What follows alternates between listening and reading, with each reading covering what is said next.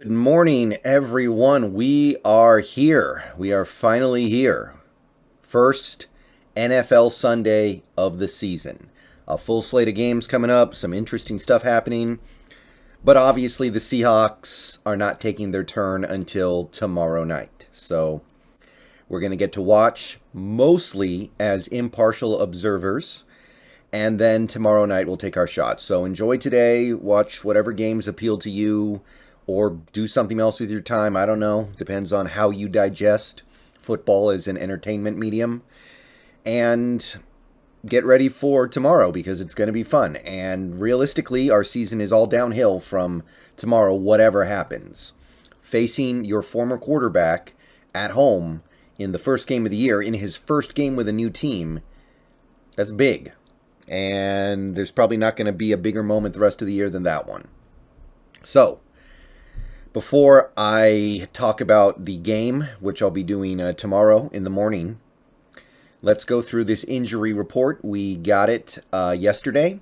Most people have probably already seen it and digested it, but I want to talk through this from both sides. There is some interesting stuff in this injury report, potentially very impactful. So let's go ahead here, take a look. And it's not too bad. In many ways, it's not as bad as expected, but it could end up being bad in unexpected ways. Let me explain what I mean by that. So let's start with the guys who are definitely not going to play tomorrow. Alton Robinson out with a knee injury, which we saw him sustain against the Cowboys. There is the possibility that it could sideline him for an extended period of time. Pete already said. So we have to hold our breath there, but we know he's not going to play tomorrow. Unfortunate, but he was probably the fourth edge rusher, so not a huge impact. But what could be a huge impact, an understated huge impact, is Tyler Ott. Out with a shoulder injury. It apparently popped in practice, and he may need surgery to address it. So not only is he going to be out tomorrow, he could be out a while. And we brought in a new long snapper. I can't remember his name off the top of my head. But bringing in a new long snapper onto your special teams unit, a job that most people never think about. Like Tyler Ott's been here a while now.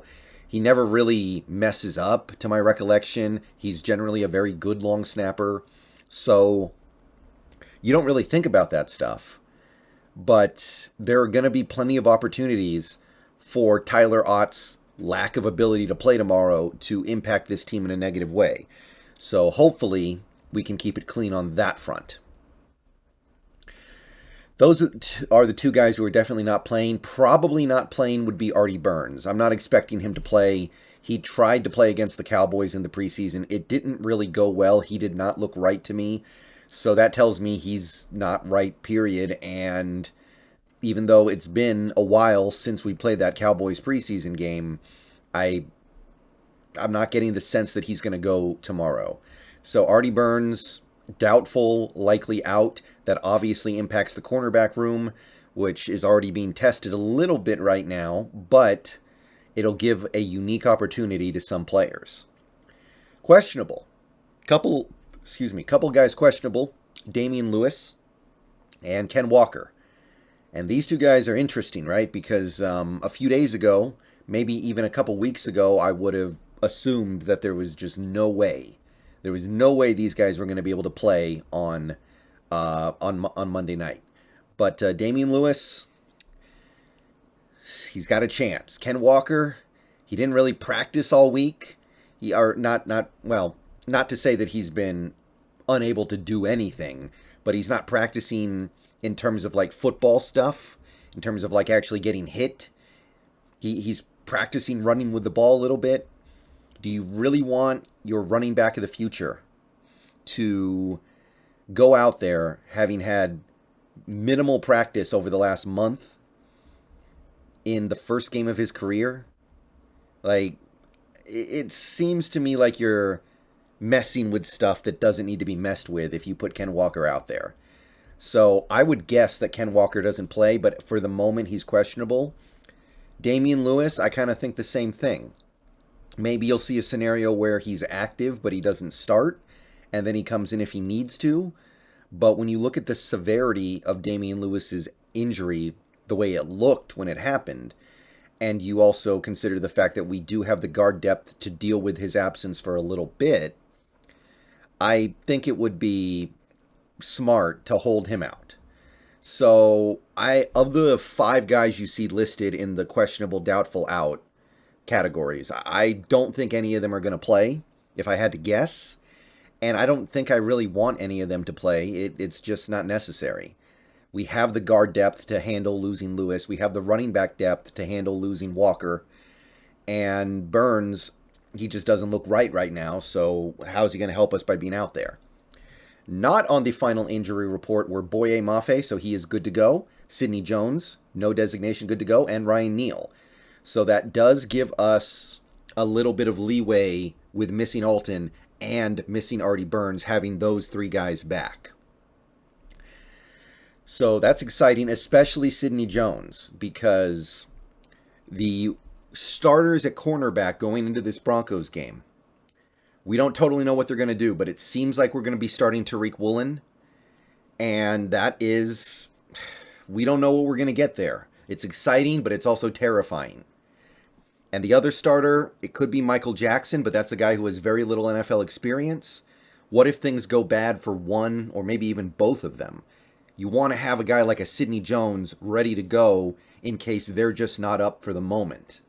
A guy like a Sidney Jones who played really well last year for us, I think that he could come in if the game is just going really, really bad for Woolen and he's just getting beat like a drum and it's not doing anybody any good. You have that backup plan. If Michael Jackson goes out there and doesn't look like how he looked in preseason, which was really good, you have Sidney Jones to put out there and you can feel pretty good about that. Sidney is a player who earned a lot of trust from me as the season went on last year, so I'm happy he's around. And Ryan Neal too. Now, I view Ryan Neal as a very situational player, dime cornerback, and fill-in safety if he absolutely has to.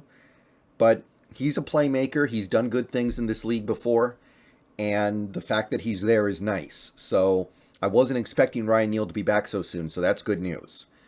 All right, that's really all there is to say for the Seahawks stuff.